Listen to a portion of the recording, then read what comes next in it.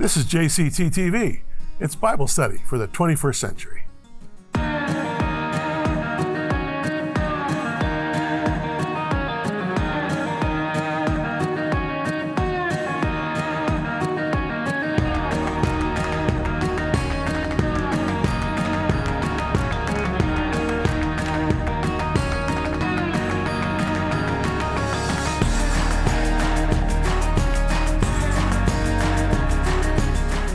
Welcome to Jim Cantelon Today Television. I'm Jim Cantelon. Always a joy to come your way, friends. And for many of you, we're a fairly recent addition to your favorite channel.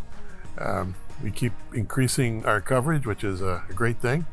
And we're so happy that you're with us on TV or on the internet, and wherever it is you choose to log on or watch. We're happy that you're there.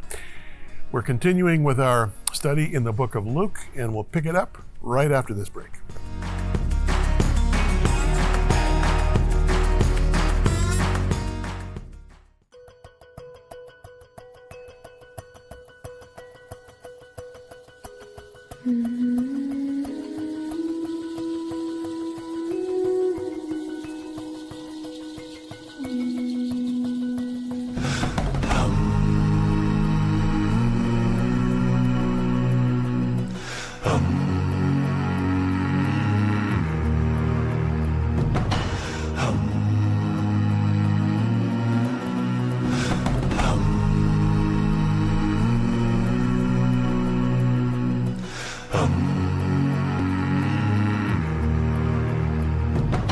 Assure you from the inside it is happening. God is our hope.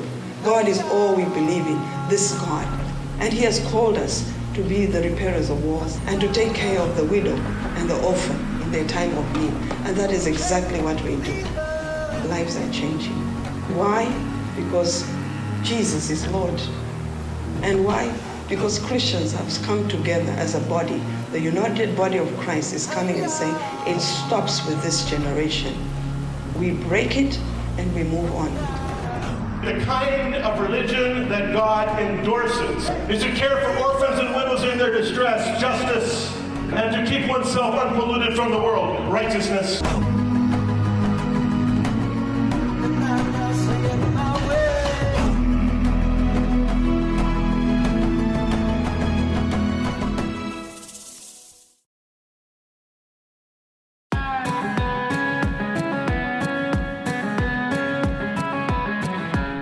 So last program, we had pretty much got to the end of what is called Jesus' Sermon on the Plain. You may recall, Sermon on the Plain is contrasted to Sermon on the Mount.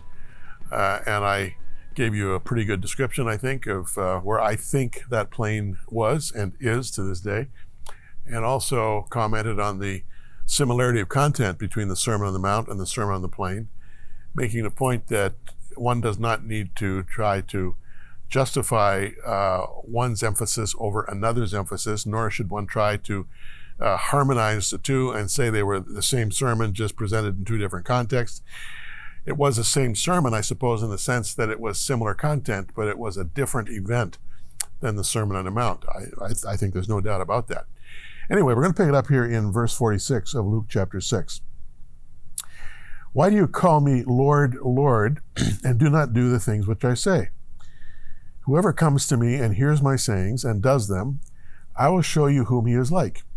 He is like a man building a house who dug deep and laid the foundation on the rock.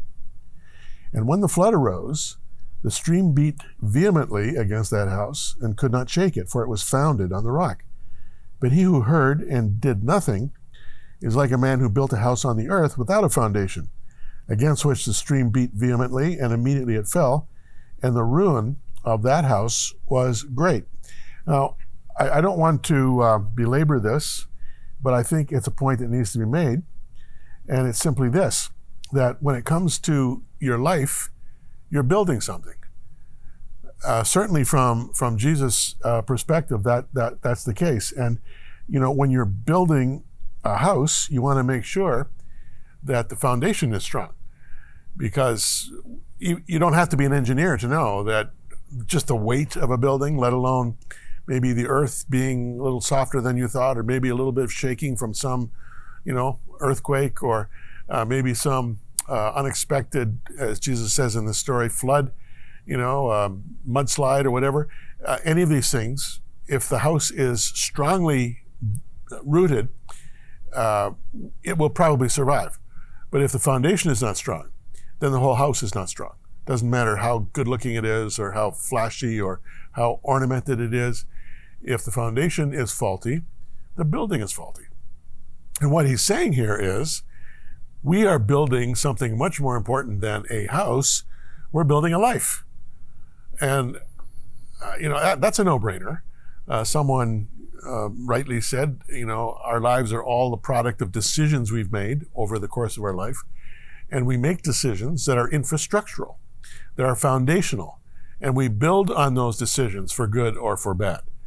And the thing here is to build your foundation, if you will, on what we're hearing from Jesus. Okay, so the point is really quite clear. It doesn't have to be exaggerated. The point simply being that, as the old hymn writer put it, my hope is built on nothing less than Jesus' blood and righteousness. On Christ, the solid rock I stand, all other ground is sinking sand. Enough said on that one. Okay, let's pick it up in chapter 7. Now, when he concluded all his sayings in the hearing of the people, he entered Capernaum. And a certain centurion's servant who was dear to him was sick and ready to die. So when he heard about Jesus, he sent elders of the Jews to him, pleading with him to come and heal his servant. And when they came to Jesus, they begged him earnestly, saying that the one for whom he should do this was deserving, for he loves our nation and has built us a synagogue. Then Jesus went with them, and when he was already not far from the house, a centurion sent friends to him, saying to him, Lord, do not trouble yourself, for I'm not worthy you should enter under my roof. Therefore I did not even think myself worthy to come to you, but say the word, and my servant will be healed. For I also am a man placed under authority, having soldiers under me, and I say to one, go, and he goes, to another, come, and he comes, to my servant, do this, he does it. When Jesus heard these things, he marveled at him, turned around and said to the crowd that followed him, I say to you, I have not found such great faith, not even in Israel. And those who were sent returning to the house, found the servant well who'd been sick. Now, this is a fascinating story that has to do with a Gentile, a centurion. That means he worked for Rome. He was in the Roman military and was overseer of 100 men. Centurion, that's what centurion meant. And Jesus has come back to Capernaum, and I've reminded you in the past, and I'll say it again, Capernaum was Jesus' adopted hometown. We talk about him being born and raised in Nazareth, which he was. I should say born in Bethlehem, but raised in Nazareth, which he was. But then at the beginning of his ministry, he centered his activity out of Capernaum.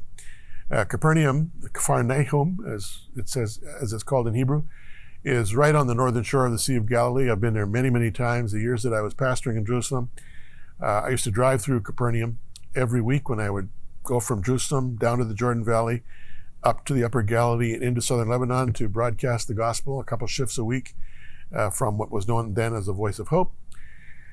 So Capernaum is very familiar to me, and I've been there many times with television crews and also with various tour groups that I have led. It's a beautiful, beautiful ruins. It's very peaceful. It's heavily treed. It has a number of indicators of historic eras past, not the least of it being the ruins of the synagogue where Jesus taught, built on the basalt foundation. There's that word again, foundation. Basalt meaning volcanic rock originally, but then on top of that, about the 4th century, beautiful limestone construction built, and some of that is in ruins now, but beautifully maintained. It's just a lovely place now, but it was a very active, thriving fishing center during Jesus' time. It was also right on what's called the Via Maris. It was the road to the sea.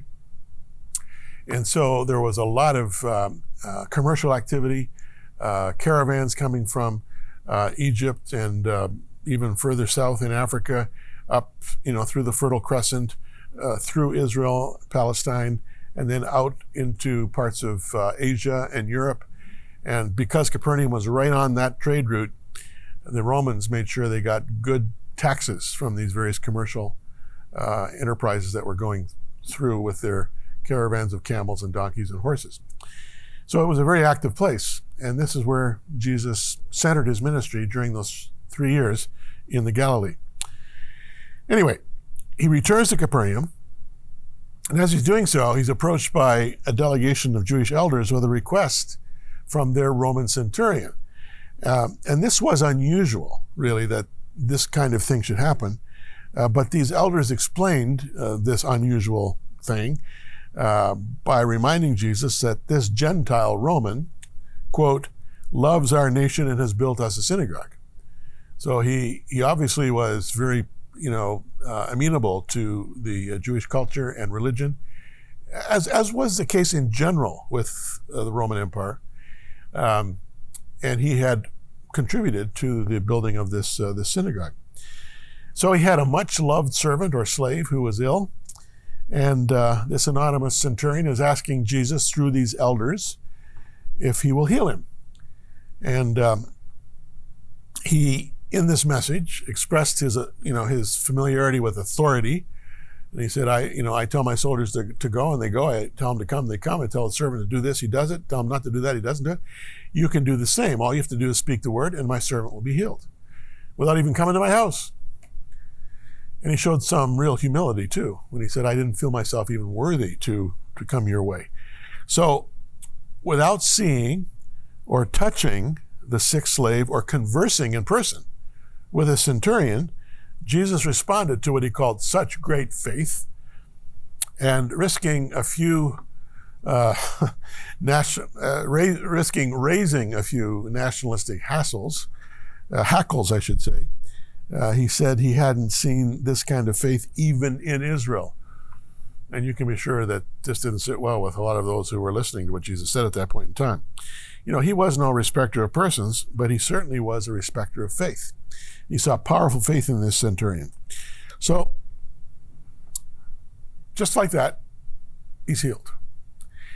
I won't spend time on this, but I think it's interesting just to make note when you're going through the Gospels at the variety of methodologies, if you will, employed by Jesus in the healing and the delivering of people who were afflicted.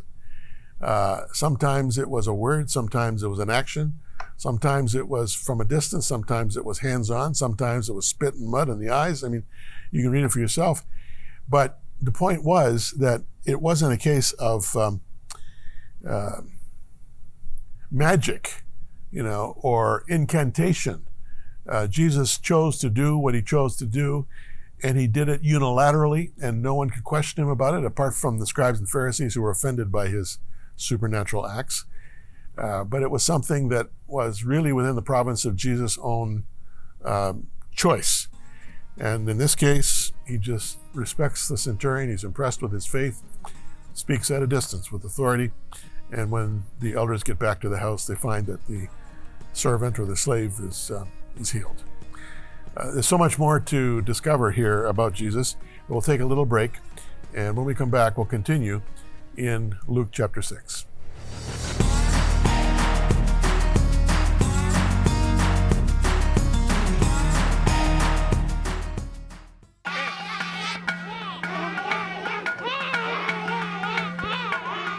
Why dance when you have very little? When you live from day to day with food insecurity, rampant disease, sickness, and death? You dance because your heart is full of love for God and your hope is strong. WOW has come alongside as the hands and feet of the Lord, providing both home-based care and assurance of God's love. You're happy and you've got to dance. Please support WOW. Let's keep them dancing.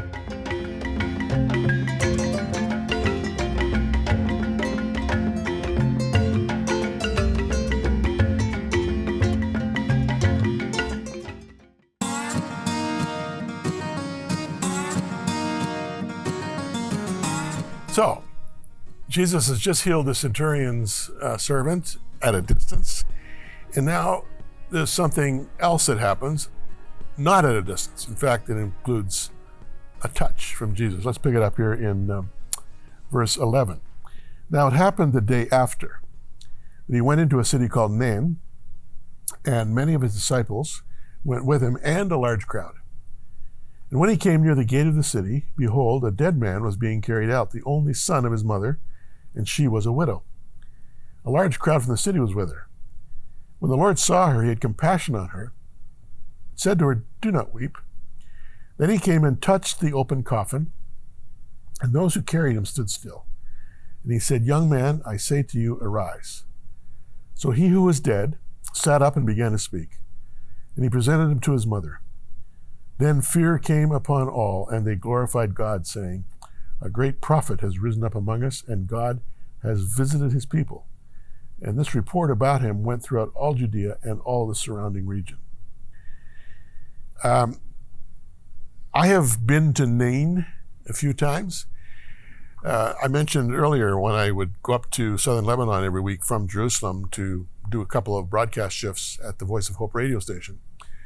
I would usually take the Jordan Valley. I would drive down from Jerusalem past Bethany and down through the Judean hills right down to the Dead Sea and Jericho, and then I would go along the Jordan Valley past a number of very interesting historical places, including Bet Shan, and then to the southern edge of the Sea of Galilee, around the west coast, through Tiberias, up to Capernaum, and then up the Mount of Beatitudes, and then carry on for another hour or so all the way to the northern border of Israel. And then with my military pass, I was allowed to go through the checkpoint into Lebanon, where I would broadcast a couple of shifts every week for 7 years that I pastored in Jerusalem.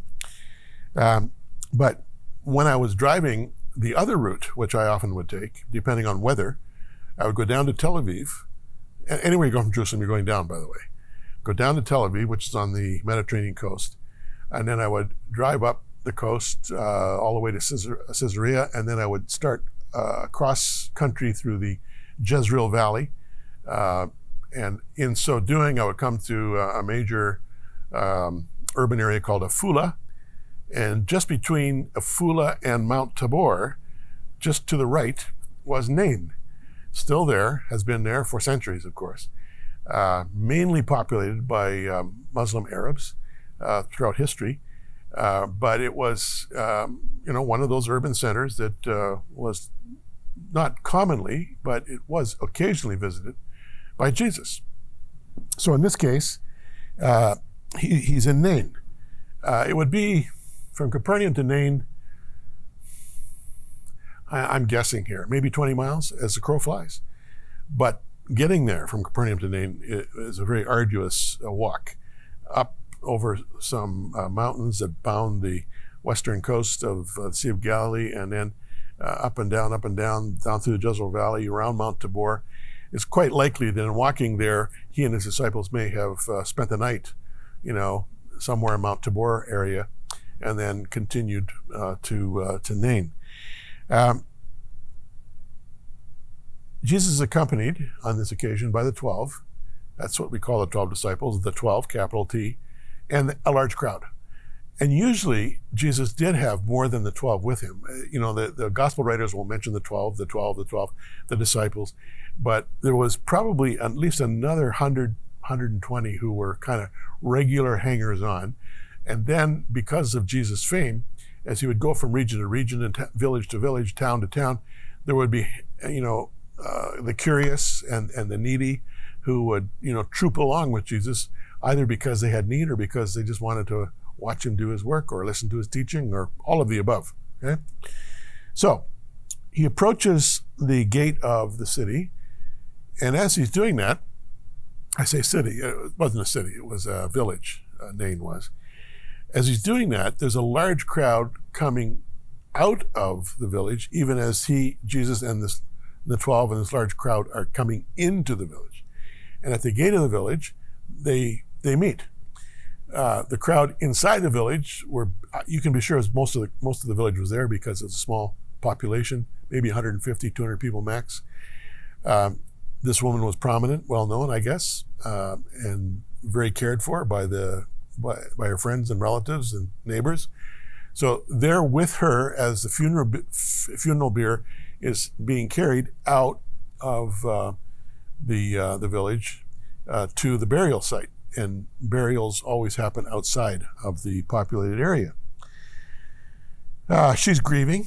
The people are grieving. And grief, in that part of the world, as is the case in Africa, where I have been working now for over 20 years with WOW, working for orphans and widows, when I've been to funerals, and I've been to many because of the impact, especially of HIV and AIDS and now COVID-19, it's quite an event. The women ululate, as it's said. They make this sound that's a very high-pitched, wailing, kind of vibrato. And there are those who make very loud demonstrations of weeping. So it's not a quiet event by any stretch. So that's what was happening here. And Jesus sees immediately. Luke says he saw. And when Jesus sees, he sees. He sees the grieving widow. And Luke says he was immediately moved with compassion for this woman. And it's amazing how many times Jesus' miraculous power was released when he saw someone who was in desperate straits. And moved with compassion, he. Moved with compassion, he. In fact, I think it's a good principle. When you're moved with compassion, to do something about it. That's another topic. Anyway, he goes to the funeral bier, he touches it, or the coffin, and commands the young man to arise. And so there he is, he's lying in this coffin, he sits up. You can imagine the shock. Some of the people must have been terrified. But he sits up and he begins to talk. Now, what I find interesting about this is that we know from just human physiology, whatever, that you can stop breathing for a few minutes and be resuscitated. But the longer you're without breath, the greater the danger of brain damage. And it can be 4, 5, 6, 7 minutes, whatever. I've talked to people who've experienced, a few minutes to several minutes. Depending on how long it is, there usually is brain damage, kind of like a severe stroke. And you would expect that this young man had been dead for several hours. It was then, it still is a Jewish custom that you bury someone on the day that they die. There's no sort of embalming as we know it here in the West. Be wrapped in a shroud and then placed in a fresh dug grave, immediately covered with the earth, and by sunset the body is buried. Anyway, he probably had been dead for a few hours. I don't see any reason why I should think otherwise. He sits up without brain damage. And how do we know without brain damage? Because he starts talking to his mother and to the people. You don't do that. I've known people with brain damage. The big challenge is talking and all of the therapy that is needed, to kind of regain one's verbal capacities. So the crowd with Jesus and the crowd with the widow are both totally astonished. Luke calls it fear, and I understand that. But as they kind of get over it, they glorify God with great wonder at this great prophet that has suddenly come about them. And when they talk about a great prophet, they're thinking about the great prophets of their historical prophetic tradition. There were 2 other prophets who were involved in raising the dead, Elijah and Elisha. And so when they say great prophet, what they're saying is, here's someone of the same stature as Elijah and Elisha. And you can read about them in 1st and 2nd Kings. And so it was not just the talk of the town for the day, it must have been the talk of the region for months to come. You don't often hear of, let alone witness, someone being raised from the dead. So that's what happened, and Luke tells us Jesus' fame spread. And as I was saying earlier, Jesus didn't perform his miracles in the same set manner every time. The centurion's slave that we looked at last teaching segment was healed at a distance. In this case, this young man is raised from death with a touch. Jesus did what Jesus did. And we if we can get a takeaway from this in terms of, the 21st century, we must not approach the Lord with our need in any kind of here's my agenda fashion. Here's how I want you to do it. Here's when I want you to do it. Here are the circumstances that I think need to factor into this work, oh Lord, as you reach into my need. The Lord doesn't really respond to those kinds of agenda items. He works unilaterally, he works sovereignly, and he does what he does in his time and in his way. And so we say with the old hymn writer, have thine own way, Lord.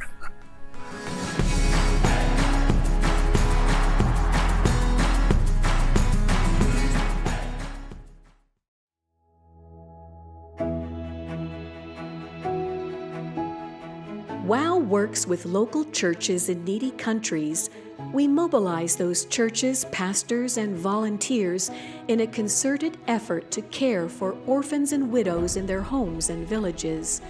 Through that strong faith-based platform, we're able to not only provide food, medicine, and crisis intervention, but we're also able to lead these afflicted ones to faith in God. It's powerful, humbling, and well worth the effort. Please support WOW with your generous gifts and faithful prayer. Thank you.